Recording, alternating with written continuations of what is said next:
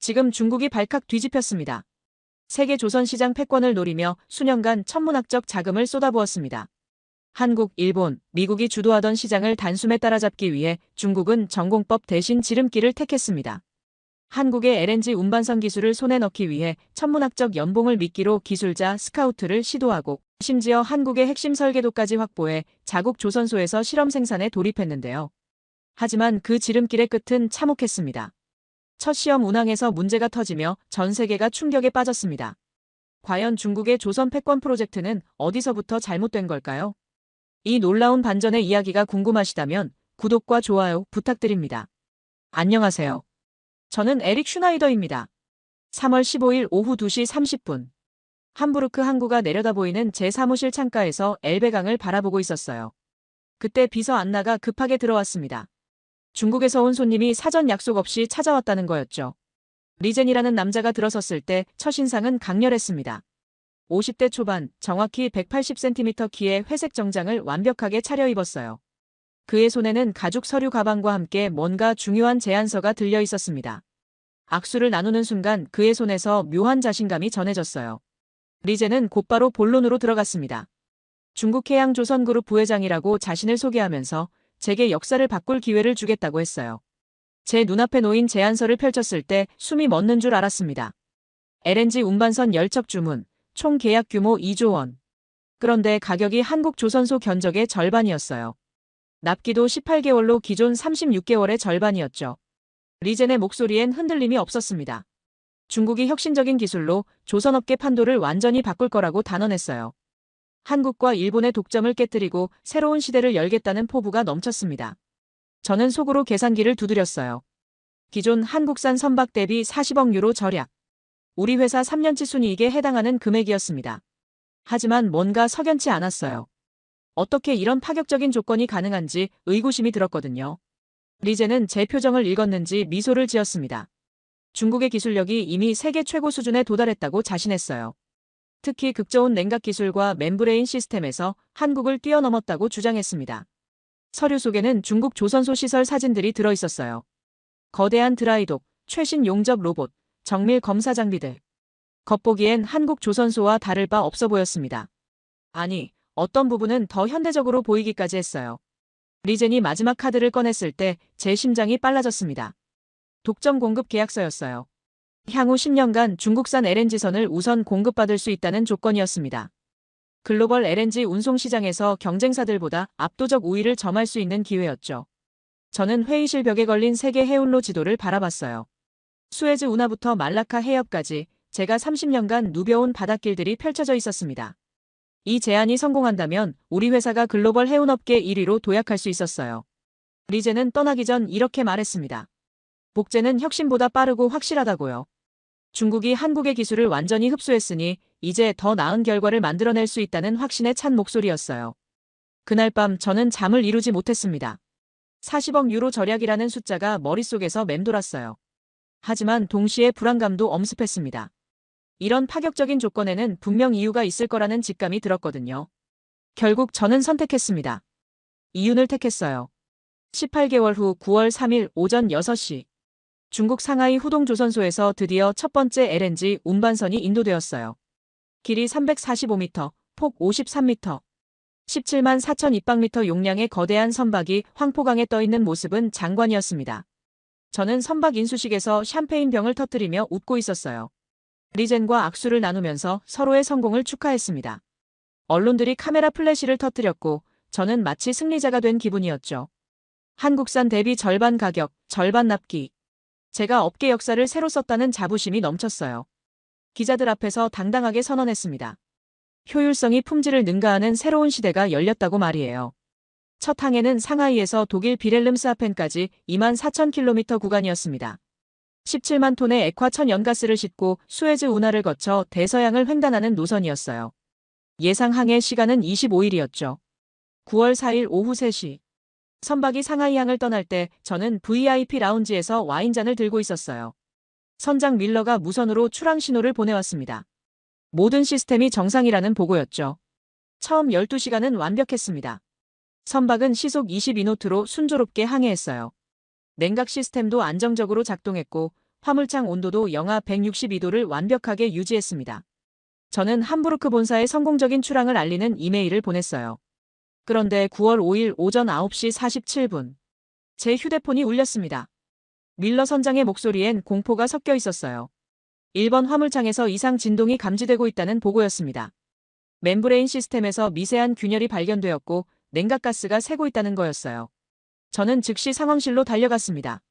본사 3층 위기관리센터에는 실시간 모니터링 화면들이 켜져 있었어요. 선박의 모든 센서 데이터가 붉은색으로 경고 신호를 보내고 있었습니다. 오전 11시 15분. 상황이 급속도로 악화되었어요. 3번 화물창에서도 온도 상승이 시작되었습니다. 영하 162도였던 온도가 영하 150도까지 올라간 거예요. 12도 상승은 LNG가 기화되기 시작한다는 의미였습니다. 밀러 선장이 긴급 무선을 보내왔을 때 저는 손이 떨렸어요. 화물창 압력이 설계 한계치를 넘어서고 있다는 보고였습니다. 가스 누출량이 분당 2.3톤까지 증가했고 선체 주변에 가연성 가스 구름이 형성되고 있다는 거였죠. 오후 1시 32분. 제가 평생 잊지 못할 순간이 왔습니다. 화물창 폭발 경보가 울렸어요. 선박 좌연에서 거대한 화염이 치솟았습니다. 높이 50m에 달하는 불기둥이 하늘을 뒤덮었어요. 위성 영상으로 본 그 장면은 마치 해상의 화산이 폭발한 것 같았습니다. 밀러 선장이 마지막 무선을 보냈을 때 저는 주저앉았어요. 선원 23명 전원 긴급 대피, 선박 운항 완전 중단. 다행히 인명피해는 없었지만 17만 톤의 화물과 2천억 원짜리 선박이 불타고 있었습니다. 그 영상은 3시간 만에 전 세계로 퍼졌어요. CNN, BBC, 로이터가 일제히 속보를 타냈습니다. 중국산 LNG선 첫 항해 18시간 만에 폭발, 독일 해운사 CEO의 도박, 참사로 귀결. 제목들이 칼날처럼 제 가슴을 찔렀어요.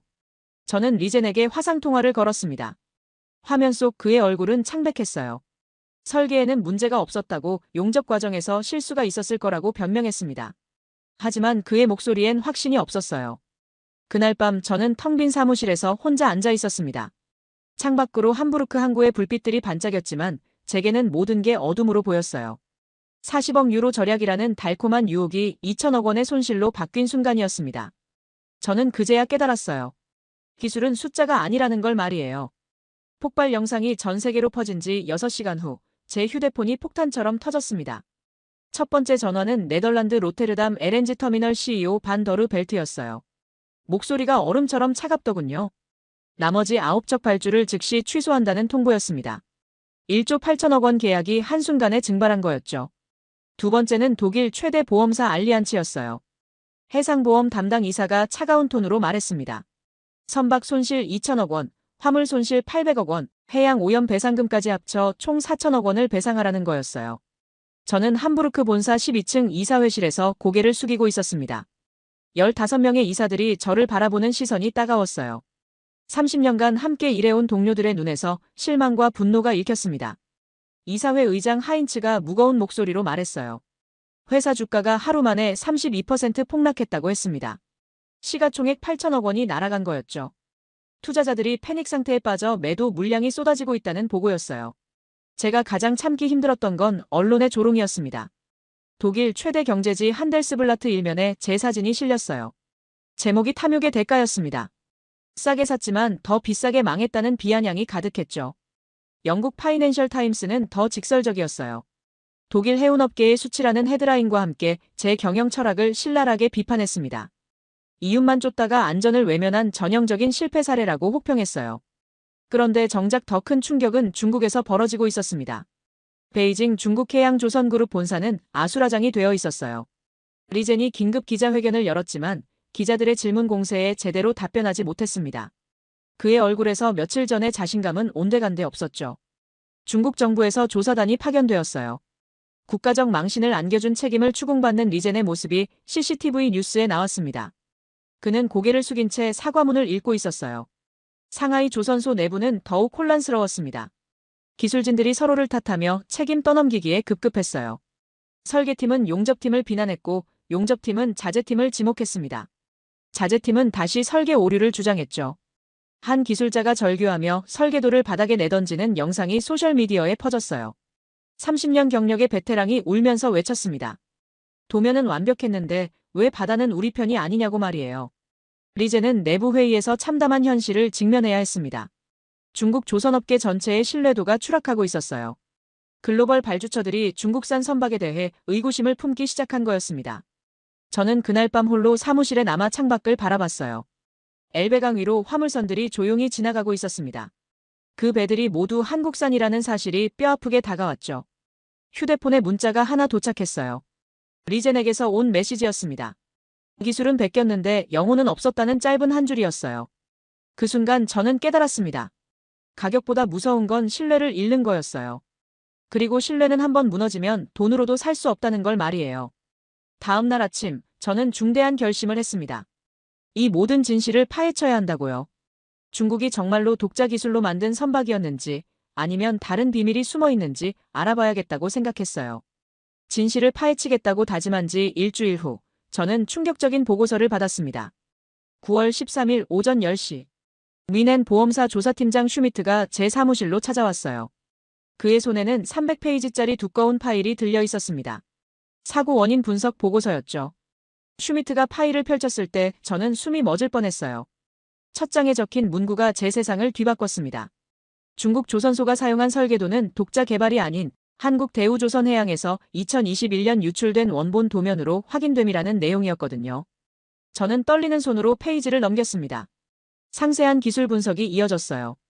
멤브레인 소재 구성, 용접 패턴, 냉각 시스템 배치까지 모든 게 한국 원본과 99.7% 일치한다는 결과였습니다. 슈미트가 차가운 목소리로 설명했어요. 중국은 도면만 훔쳤을 뿐 핵심 기술은 몰랐다는 거였습니다. 특수 합금 재질, 극저온 용접 공법, 단열재 처리 방식 모든 걸 대충 넘어갔다는 분석이었죠. 저는 머리가 어지러웠어요. 18개월 동안 제가 믿어왔던 모든 게 거짓이었다는 뜻이었습니다. 중국의 혁신적 기술이라던 것들이 사실은 한국에서 훔친 설계도였다니요. 그날 밤 저는 잠을 이루지 못했습니다. 계속해서 리젠의 말이 머릿속에서 맴돌았어요. 복제는 혁신보다 빠르고 확실하다던 그 자신만만한 목소리가 이제는 공허하게 들렸습니다. 9월 15일, 저는 과감한 결정을 내렸어요. 직접 한국으로 가서 진실을 확인하기로 한 거였습니다. 진짜 기술이 무엇인지, 왜 같은 설계도로 만든 배가 이렇게 다른 결과를 낳았는지 알아보고 싶었어요. 인천공항에 도착한 건 9월 16일 오후 3시였습니다. 제가 한국 땅을 밟은 건 이번이 처음이었어요. 공항에서 바라본 서울 스카이라인이 예상보다 웅장했습니다. 다음 날 아침, 저는 거제도 대우조선해양을 찾아갔어요. 부산에서 1시간 거리에 있는 거대한 조선소였습니다. 입구에서부터 느껴지는 분위기가 중국 조선소와는 달랐어요. 김도현 수석 엔지니어가 저를 맞이했습니다. 50대 후반의 그는 30년 경력의 베테랑이었어요. 인사를 나누는 순간부터 그의 눈빛에서 장인 정신이 느껴졌습니다. 김도현이 저를 안내한 첫 번째 장소는 설계실이었어요. 수십 명의 엔지니어들이 컴퓨터 앞에서 0.1mm 단위로 도면을 검토하고 있었습니다. 한 엔지니어는 하루 종일 용접선 하나만 계산하고 있더군요. 저는 놀랐습니다. 중국에서는 하루 만에 끝낼 작업을 여기선 일주일씩 걸려서 하고 있었어요. 김도현이 제 표정을 읽고 말했습니다. 우린 선박을 만드는 게 아니라 신뢰를 만드는 겁니다라고요. 다음은 용접 현장이었어요. 거대한 선체 안에서 용접공들이 작업하고 있었습니다. 한 용접공이 3cm 길이를 용접하는데 30분이 걸리더군요. 저는 왜 이렇게 오래 걸리는지 물어봤어요. 김도현의 대답이 제 가슴을 찔렀습니다. 극저온에서 견딜 수 있는 용접은 온도, 압력, 속도가 완벽해야 합니다. 0.1도만 틀려도 20년 후에 균열이 생기죠라고 설명했어요. 가장 충격적이었던 건 검수 과정이었습니다. 완성된 멤브레인 탱크를 24시간 동안 극저온 테스트하는 거였어요. 영하 170도에서 48시간, 영하 180도에서 24시간씩 견디는지 확인하는 과정이었습니다. 김도현이 말했어요. 중국은 이 과정을 생략했을 겁니다. 시간도 오래 걸리고 비용도 많이 드니까요. 그 순간 저는 깨달았습니다. 왜 같은 도면으로 만든 배가 다른 결과를 낳았는지를요. 점심시간에 김도현과 대화하면서 더 큰 진실을 알게 되었어요. 도면은 시작일 뿐이라는 거였습니다. 진짜 기술은 30년간 축적된 노하우, 장인들의 손끝 감각, 그리고 완벽을 추구하는 철학에 있다는 걸 말이에요. 오후에는 실제 LNG선을 둘러봤습니다. 17만 톤급 거대한 선박이 조용히 안벽에 정박해 있었어요. 겉보기엔 중국에서 본 것과 비슷해 보였지만 세부를 들여다보니 차이가 명확했습니다. 용접선이 완벽하게 매끄러웠어요. 볼트 하나하나까지 정밀하게 체결되어 있었습니다. 김도현이 손으로 만져보라고 했는데 이음새가 전혀 느껴지지 않을 정도로 매끄러웠어요. 저녁에 김도현과 마주 앉아 소주를 마시며 마지막 질문을 던졌습니다. 같은 설계도인데 왜 이렇게 다른 결과가 나올까요? 그의 대답이 제 인생을 바꿨어요. 도면은 훔칠 수 있지만 철학은 훔칠 수 없습니다. 바다는 정직한 사람만 받아들여요. 그날 밤 부산 호텔에서 창밖을 바라보며 저는 깨달았습니다. 제가 18개월 동안 추구했던 건 기술이 아니라 환상이었다는 걸요. 진짜 기술은 숫자가 아니라 철학이었어요. 한국에서의 둘째 날, 저는 제 인생에서 가장 중요한 실험을 목격하게 되었습니다. 9월 18일 오전 9시. 김도현이 저를 거제도 연구센터로 안내했어요. 그곳에는 놀라운 것이 기다리고 있었습니다. 같은 설계도로 만든 두 개의 멤브레인 탱크 모형이 나란히 놓여 있었거든요. 왼쪽은 한국산, 오른쪽은 중국산이었어요. 겉모양은 거의 구별할 수 없을 정도로 비슷했습니다. 크기도 같고 외형도 같았죠. 하지만 김도현의 표정은 심각했어요. 그가 첫 번째 테스트를 시작했습니다. 두 탱크에 동시에 액화질소를 주입하는 거였어요. 온도는 영하 196도. LNG보다도 더 극한의 조건이었습니다. 처음 30분은 별다른 차이가 없어 보였어요. 두 탱크 모두 안정적으로 극저온을 유지하고 있었습니다. 저는 속으로 생각했어요. 역시 같은 설계도니까 결과도 비슷하겠구나. 그런데 1시간이 지나면서 미묘한 차이가 나타나기 시작했습니다. 중국산 탱크에서 아주 작은 진동이 감지되었어요. 센서 수치로는 0.02mm 진폭이었습니다. 육안으로는 전혀 보이지 않을 정도의 미세한 움직임이었죠. 김도현이 심각한 표정으로 모니터를 가리켰어요. 시작됐습니다라고 조용히 말했습니다. 저는 무엇이 시작된 건지 이해하지 못했어요. 2시간 후 차이는 확연해졌습니다. 중국산 탱크의 진동이 0.1mm까지 커졌어요. 동시에 탱크 표면에 서리가 불규칙하게 형성되기 시작했습니다.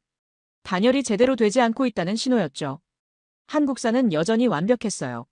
진동도 없고 표면 온도도 균일하게 유지되고 있었습니다. 마치 처음 상태 그대로인 것처럼 안정적이었죠. 김도현이 설명해 주었어요. 용접 온도가 3도만 달라도 금속 조직이 바뀝니다.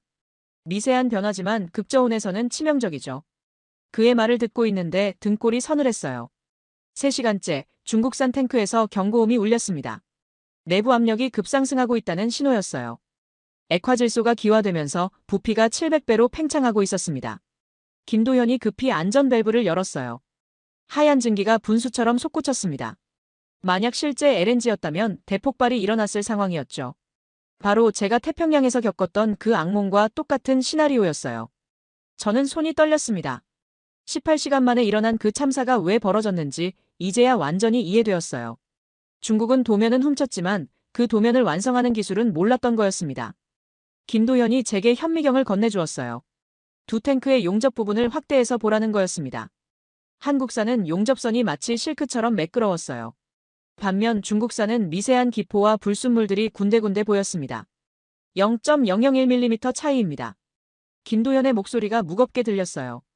하지만 바다에서는 이 차이가 생과 사를 가릅니다. 그는 계속 설명했어요. 극저온 용접은 단순히 금속을 붙이는 게 아니라는 거였습니다. 분자 단위에서 완벽한 결합을 만들어야 한다고 했어요. 온도, 압력, 속도, 심지어 용접공의 호흡까지 모든 게 계산되어야 한다는 얘기였죠. 저는 중국 조선소에서 본 장면이 떠올랐어요. 용접공들이 빠른 속도로 작업하는 모습을 보고 효율적이라고 생각했었는데 사실은 치명적인 실수였던 거였습니다. 오후에는 재료 분석실을 둘러봤어요. 한국에서는 LNG 탱크에 들어가는 강철 한 장 한 장을 모두 검사한다고 했습니다. 엑스레이로 내부 결함을 찾아내고 성분 분석으로 불순물을 확인하는 과정이었죠. 김도현이 보여준 데이터는 충격적이었어요. 중국산 강철의 불순물 함량이 한국산의 3배였습니다. 평상시엔 문제없지만 극저온에서는 이 불순물들이 균열의 시발점이 된다는 설명이었어요. 기술은 손끝이 아니라 마음끝에서 완성됩니다. 김도현의 이 말이 제 가슴 깊이 박혔어요. 중국은 한국의 손끝은 베꼈지만 마음은 베끼지 못했던 거였습니다. 저녁 무렵 저는 마지막 질문을 던졌어요. 왜 한국은 이런 기술을 숨기지 않고 공개하는 거죠? 김도현의 대답이 인상적이었습니다. 숨길 게 없어서요. 도면은 누구나 볼 수 있지만 정직한 마음은 베낄 수 없으니까요. 그날 밤 호텔에서 저는 긴 시간 생각에 잠겼어요. 제가 18개월 동안 중국의 혁신이라고 믿었던 것들이 사실은 한국 기술의 조악한 모방품이었다는 사실이 뼈아팠습니다. 하지만 동시에 깨달았어요. 진짜 기술이 무엇인지를 말이에요. 그것은 도면에 있는 게 아니라 30년간 바다와 싸워온 사람들의 철학에 있었던 거였습니다. 이제 저는 결정을 내려야 했어요. 과연 무엇을 선택할 것인지를요. 한국에서 독일로 돌아가는 비행기 안에서 저는 인생 최대의 결단을 내렸습니다. 9월 20일 오전 10시 30분. 인천공항에서 이륙한 루프트한자 항공기 안에서 저는 창밖을 바라보고 있었어요. 서울이 점점 작아져가는 모습을 보면서 마음속으로 다짐했습니다. 이제 모든 걸 바로잡겠다고요. 11시간 비행 동안 저는 계속 계산기를 두드렸어요. 중국과의 계약을 파기하고 한국과 새로 계약할 경우의 손실을 계산해 본 거였습니다. 위약금 800억 원, 지연 손실 400억 원, 신용등급 하락까지 합치면 총 1조 5천억 원의 타격이었어요. 하지만 저는 이미 결정했었습니다. 돈보다 중요한 게 있다는 걸 한국에서 배웠거든요. 바로 신뢰였어요. 함부르크에 도착한 건 그날 밤 11시였습니다. 공항에서 곧바로 회사로 향했어요. 24시간 불이 켜진 위기관리센터에는 밤늦게까지 직원들이 남아 있었습니다. 모두들 제가 한국에서 무엇을 발견했는지 궁금해했죠. 다음 날인 9월 21일 오전 8시. 저는 긴급 이사회를 소집했습니다. 15명의 이사들이 모인 회의실에서 저는 한국에서 촬영한 영상을 틀어보았어요. 같은 설계도로 만든 두 탱크의 극명한 차이를 보여주는 실험 장면이었습니다. 이사들의 표정이 점점 굳어졌어요. 특히 중국산 탱크에서 증기가 분출되는 장면에서는 모두가 숨을 죽였습니다. 하인츠 의장이 중얼거렸어요. 이게 우리가 선택한 기술이었다니. 저는 이사회에 제안했습니다. 중국과의 계약을 즉시 파기하고 한국 조선소와 10년 장기 계약을 체결하자는 거였어요. 단기 손실을 감수하더라도 장기적 신뢰를 택하자는 제안이었습니다. 반발이 만만치 않았어요. 재무담당 이사 밀러가 강하게 반대했습니다. 위약금만으로도 회사가 휘청거릴 판인데 더 비싼 한국산을 선택하는 건 자살행위라는 주장이었죠. 하지만 저는 포기하지 않았어요. 지난 18개월간의 참사를 되짚어가며 설득했습니다. 싼 게 비지떡이라는 교훈을 뼈저리게 배웠다고 강조했어요. 신뢰는 비용이 아니라 투자라고 역설했습니다. 마침내 표결에 붙였을 때 9대 6으로 가결되었어요. 가까스로 통과된 거였지만 저에게는 새로운 시작이었습니다. 그날 오후 저는 김도현에게 국제전화를 걸었어요. 한국어를 못하는 저와 영어가 서툰 그 사이에 통역사가 끼어 있었지만 마음은 통했습니다. 열척의 LNG선을 10년에 걸쳐 주문하겠다는 제안이었어요. 김도현의 목소리에서 놀라움이 느껴졌어요. 독일 해운사가 이런 장기 계약을 제안한 건 처음이라고 했습니다. 보통은 단기 이익만 추구하는 게 서구 기업들의 특징이었거든요. 계약 조건은 파격적이었어요. 한 척당 4천억 원, 총 4조 원 규모였습니다. 중국 대비 2배 비싼 가격이었지만 저는 주저하지 않았어요. 품질에는 그만한 가치가 있다고 확신했거든요. 한편 중국에서는 완전히 다른 상황이 벌어지고 있었습니다. 9월 22일 리젠이 베이징에서 기자회견을 열었어요. 전 세계 언론이 주목하는 가운데 그는 고개를 숙였습니다. 우리는 도면을 가졌지만 영혼을 잃었습니다. 리젠의 이 한마디가 전 세계로 타전되었어요. 중국 조선업계의 자존심이 무너지는 순간이었습니다.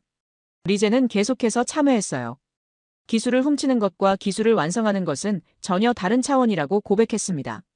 복제가 성공의 지름길이라고 믿었던 자신의 오만을 인정했죠. 중국 정부도 움직였어요. 조선업 발전 전략을 전면 재검토한다고 발표했습니다.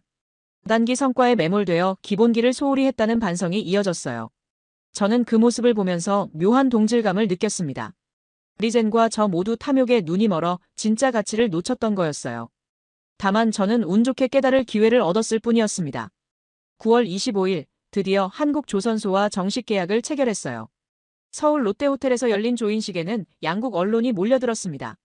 독일 해운사 CEO가 중국을 버리고 한국을 택한 이유가 화제였거든요. 기자들이 질문 공세를 퍼부었어요. 왜 더 비싼 한국을 선택했는지, 손실을 감수할 가치가 있는지 등등. 저는 간단 명료하게 답변했습니다. 기술은 가격이 아니라 신뢰입니다. 바다는 정직한 사람만 받아들여요. 계약서에 서명하는 순간 김도현과 악수를 나눴어요. 그의 손에서 30년 장인의 무게가 느껴졌습니다.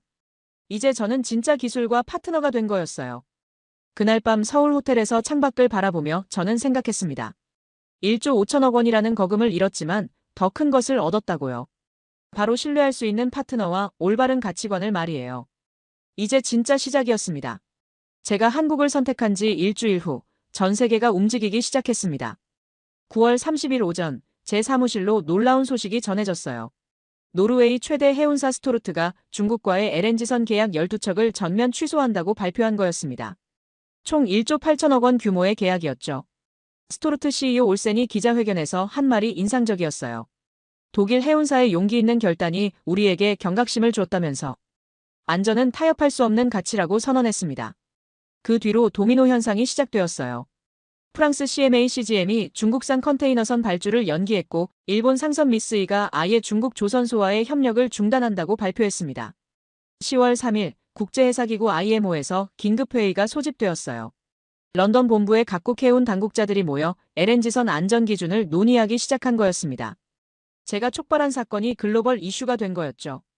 가장 놀라운 건 언론의 반응이었어요. 월스트리트 저널이 일면 톱 기사로 다뤘습니다. 중국 조선 붕괴, 한국의 부활이라는 제목으로 말이에요. 도면은 훔칠 수 있어도 철학은 훔칠 수 없다는 부제가 달려 있었어요. 영국 이코노미스트는 더 날카로웠습니다. 복제의 한계라는 특집 기사에서 중국의 기술 굴기 전략을 정면으로 비판했어요. 단순한 모방으로는 진정한 혁신을 이룰 수 없다는 분석이었습니다. 한국 언론들은 환호했어요. 조선일보 일면에 바다가 증명한 K조선의 힘이라는 헤드라인이 실렸습니다. 30년간 쌓아온 기술력이 마침내 세계에 인정받는 순간이라고 보도했죠. 저는 독일 언론과의 인터뷰에서 솔직하게 털어놓았어요. 처음엔 저도 가격에 현혹되어 잘못된 선택을 했다고 고백했습니다. 하지만 한국에서 진짜 기술이 무엇인지 깨달았다고 강조했어요. 기술은 숫자가 아니라 철학입니다. 30년간 바다와 싸워온 사람들의 정직함이 진짜 기술이에요. 제 이 말이 독일 전역에 퍼지면서 여론이 바뀌기 시작했어요. 함부르크 상공회의소에서는 제 결정을 높이 평가한다는 성명을 발표했습니다. 단기 손실을 감수하고도 신뢰를 택한 용기를 인정한다는 거였죠. 10월 10일, 더 큰 변화가 시작되었어요. 미국 최대 LNG 수입업체 쉐니어가 한국 조선소와 20척 계약을 체결한다고 발표한 거였습니다. 총 8조 원 규모의 대형 계약이었어요. 쉐니어 CEO 소니아가 한 말이 의미심장했습니다. 우리는 가장 안전한 배를 원한다. 가격보다 신뢰가 우선이다라고 선언했어요. 제가 보여준 사례가 전 세계 해운업계에 영향을 미친 거였습니다. 한국 조선업계는 완전히 달라졌어요. 주문이 폭주하면서 대우조선해양, 현대중공업, 삼성중공업 모두 풀가동에 들어갔습니다. 주가도 천정부지로 치솟았어요. 김도현에게서 온 이메일이 인상적이었어요. 덕분에 한국 조선업이 새로운 전성기를 맞고 있습니다. 하지만 저희는 자만하지 않겠습니다. 더욱 정진하겠다는 내용이었죠. 반면 중국 조선업계는 침체에 빠졌어요. 신규 발주가 급감했고 기존 계약마저 재검토 요구가 쏟아졌습니다. 리젠이 이끌던 중국해양조선그룹은 결국 구조조정에 들어갔어요. 하지만 놀라운 일이 벌어졌습니다. 10월 15일 리젠이 한국을 방문한다고 발표한 거예요. 그것도 기술 협력을 논의하러 온다는 거였습니다. 서울에서 열린 리젠과 김도현의 만남을 저도 참관했어요. 2달 전까지만 해도 경쟁자였던 두 사람이 마주 앉은 모습이 감회가 새로웠습니다. 리젠이 먼저 말을 꺼냈어요. 우리가 틀렸습니다. 기술을 훔치려 했지만 정작 배워야 할 건 정직함이었어요. 그의 목소리에서 진정성이 느껴졌습니다. 김도현의 대답이 인상 깊었어요. 기술에는 국경이 없습니다. 정직하게 배우려는 마음만 있다면 언제든 가르쳐드리겠습니다. 원수였던 두 사람이 악수를 나누는 모습을 보며 저는 감동받았어요. 얼마 후 더 큰 뉴스가 터졌습니다. 한국 조선업계가 차세대 기술 개발에 나선다는 발표였어요. AI 기반 자율운항 시스템, 친환경, 암모니아 추진선, 수소연료전지, 선박까지 미래 기술의 선두주자가 되겠다는 선언이었죠. 전 세계가 다시 한국을 주목하기 시작했어요. 단순히 과거 기술의 완성도만이 아니라 미래 기술의 혁신 능력까지 인정받게 된 거였습니다. 저는 그 모든 변화를 지켜보며 뿌듯했어요. 제가 내린 한 번의 용기 있는 결단이 전 세계 조선업계 지형을 바꾼 거였으니까요. 하지만 가장 중요한 건 다른 거였어요. 세계가 다시 깨달았다는 점이었습니다. 진정한 기술은 베끼는 게 아니라 만들어가는 거라는 걸 말이에요. 그리고 그 중심에는 신뢰라는 가치가 있었습니다. 1년 후, 저는 거제도 대우조선해양부두에서 가슴 벅찬 순간을 맞이했습니다. 오전 10시. 한국에서 건조된 첫 번째 LNG선이 마침내 인도되는 날이었어요. 길이 345m, 폭 53m. 겉모습은 1년 전 중국에서 받았던 배와 비슷해 보였지만 저는 이제 그 차이를 알고 있었습니다. 김도현이 제 옆에서 미소를 지었어요. 에릭 씨, 이 배는 바다와 50년을 함께할 겁니다. 그의 말에는 확신이 담겨 있었습니다. 30년 장인의 자부심이 느껴지는 목소리였죠. 선박 인수식에는 특별한 손님들이 와 있었어요. 리젠도 베이징에서 날아왔습니다. 1년 전 오만했던 그의 모습은 온데간데 없었어요. 대신 겸손함과 배움의 자세가 느껴졌습니다. 에릭, 당신이 보여준 용기가 저를 바꿨습니다. 리젠이 제게 말했어요. 이제 저도 정직한 기술을 배우고 있어요. 그는 한국에서 6개월간 연수를 받으며 진짜 조선 기술을 익히고 있다고 했습니다. 인수식이 시작되었어요. 김도현이 마이크를 잡고 말했습니다. 이 배는 단순한 운송수단이 아닙니다. 바다 위의 약속입니다. 안전하게 화물을 운송하겠다는 약속이죠. 저는 샴페인 병을 들었어요. 1년 전과 똑같은 의식이었지만 제 마음은 완전히 달랐습니다. 이번엔 진짜 기술, 진짜 신뢰와 함께하는 순간이었거든요. 샴페인 병이 선체에 부딪혀 터지는 순간 저는 1년 전을 떠올렸어요. 상하이에서의 그 오만했던 순간들 말이에요. 지금 생각해보니 얼마나 어리석었는지 모르겠습니다. 오후 3시 새로운 LNG선이 드디어 출항했어요. 이번 항로는 부산에서 독일 빌헬름스하펜까지. 1년 전과 똑같은 코스였습니다. 하지만 이번엔 두려움 대신 확신이 있었어요. 선장 하우저가 무선으로 보고했습니다. 모든 시스템 정상. 출항 준비 완료. 1년 전 밀러 선장의 목소리와는 전혀 다른 안정감이 느껴졌어요. 저는 부두에서 배가 멀어져가는 모습을 지켜봤습니다. 선미의 태극기와 독일 국기가 나란히 휘날리고 있었어요. 그 모습이 1년간의 여정을 상징하는 것 같았습니다.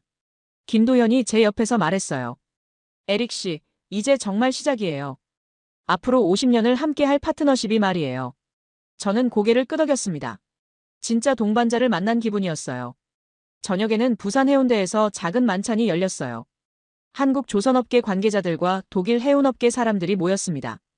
1년 전만 해도 상상할 수 없었던 자리였죠. 한국해양진흥공사 이사장이 건배사를 했어요. 바다는 정직한 사람만 받아들입니다. 오늘 우리가 증명했듯이 말이에요. 모두가 잔을 들어 올렸습니다. 리젠도 자리에서 일어났어요. 저는 1년 전 큰 실수를 했습니다. 기술을 훔치려 했죠. 하지만 에릭과 김도현이 가르쳐줬어요. 진짜 기술은 훔치는 게 아니라 배우는 거라고요. 그의 말에 박수가 터져나왔어요. 1년 전 원수였던 사람들이 이제는 스승과 제자가 된 거였습니다. 이런 변화가 가능하다는 게 신기했어요. 만찬이 끝나고 저는 혼자 해운대 해변을 걸었어요. 파도 소리를 들으며 지난 1년을 되돌아봤습니다. 2천억 원의 선박을 잃고 1조 원의 손실을 감수했지만 더 큰 걸 얻었다는 확신이 들었어요. 휴대폰에 문자가 왔어요. 선장 하우저로부터였습니다. 12시간째 순조한 항해 중. 모든 시스템 완벽 작동. 1년 전 악몽 같은 18시간과는 정반대였죠. 이틀 후 더 기쁜 소식이 전해졌어요. 새 LNG선이 남중국해를 무사히 통과했다는 보고였습니다. 가장 위험한 구간을 아무 문제 없이 지나간 거였어요. 일주일 후엔 수에즈 운하를 통과했다는 소식이 왔어요. 2주 후엔 지브롤터 해협을 지났고요. 매번 전해지는 무사 항해 소식이 제게는 선물 같았습니다. 25일 후인 9월 29일 오전 6시. 드디어 빌헬름스하펜에 도착했다는 최종 보고를 받았어요. 17만 톤의 액화천 연가스를 한 방울도 흘리지 않고 완벽하게 운송한 거였습니다. 저는 함부르크 사무실에서 환호했어요. 직원들도 모두 박수를 쳤습니다. 1년간의 시련이 드디어 결실을 맺은 순간이었죠. 그날 오후 김도현에게서 이메일이 왔어요. 에릭 씨의 용기가 한국 조선업을 살렸습니다. 이제 우리는 진짜 동반자입니다. 짧은 문장이지만 진심이 느껴졌어요. 저는 창밖을 바라보며 생각했습니다. 1년 전 제가 탐욕에 눈이 멀어내린 선택이 얼마나 어리석었는지를요. 하지만 그 실패가 있었기에 진짜 가치를 깨달을 수 있었던 것 같아요. 이제 저는 확신할 수 있습니다. 기술은 숫자가 아니라 철학이라는 걸요. 그리고 그 철학의 핵심은 정직함과 신뢰라는 걸 말이에요. 오늘도 새로운 LNG선이 바다를 누비고 있습니다. 태극기와 독일 국기를 나란히 달고서요. 그 배들은 단순히 화물을 운송하는 게 아니에요. 바다 위에서 약속을 지키고 있는 거예요. 나는 기술을 샀다고 생각했지만 사실은 신뢰를 배웠습니다. 그리고 그것이 제 인생 최고의 투자였어요. 끝까지 시청해주셔서 감사합니다. 영상이 좋았다면 구독과 좋아요, 그리고 알림 설정도 잊지 마세요. 여러분의 따뜻한 응원이 저희를 계속 움직이게 합니다.